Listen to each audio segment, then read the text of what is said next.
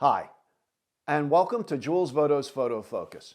Do you ever need to photograph small, shiny objects, such as different types of jewelry, a watch, coins?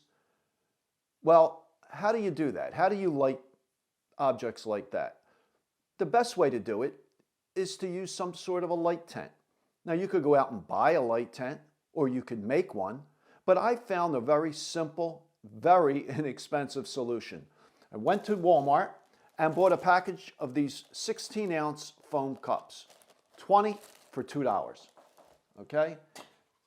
So you take the cup and using an X-Acto knife, or in this case, I used a wallpaper knife, and the nice thing with the wallpaper knife is that there's multiple blades in one strip, and as they get dull, you just break them off, and you have a brand new sharp blade. So let's take a cup that's not cut, all right? And what I did, I just went around here and cut off the top, all right?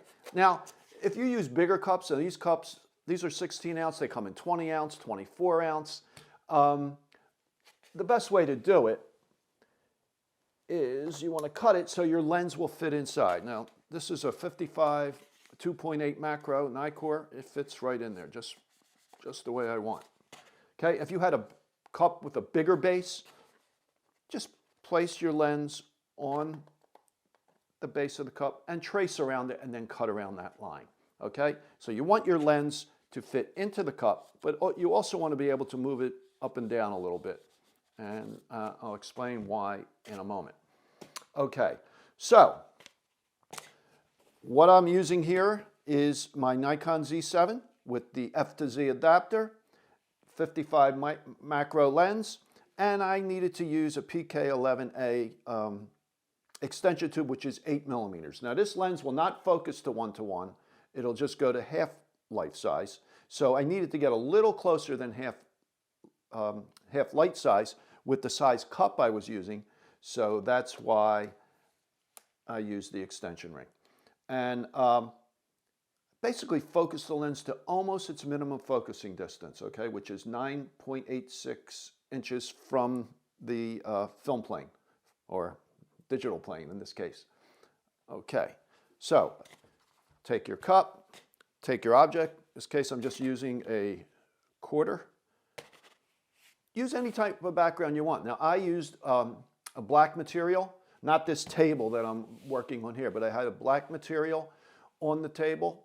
And I then, of course, now you need to light this, right? I could use LED lights or any type of hot lights, but the problem with that is you're going to be hand-holding the camera. And if you use hot lights, your exposure is going to be too short, and you will definitely get movement, camera shake, blur, from not holding the camera steady.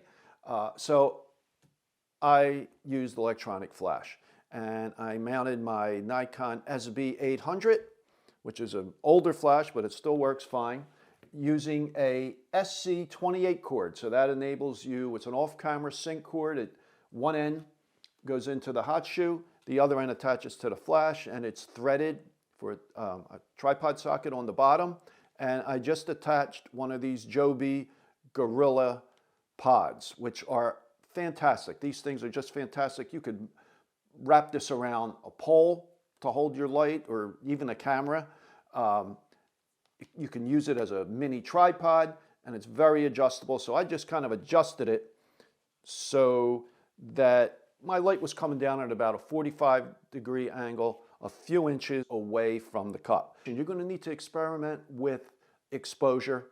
But the beautiful thing, one of the most beautiful things I think about digital cameras is that right after taking the shot, you can look at it and make any adjustments and continue. If you were shooting film, it would really involve shooting a lot of film until you got it right.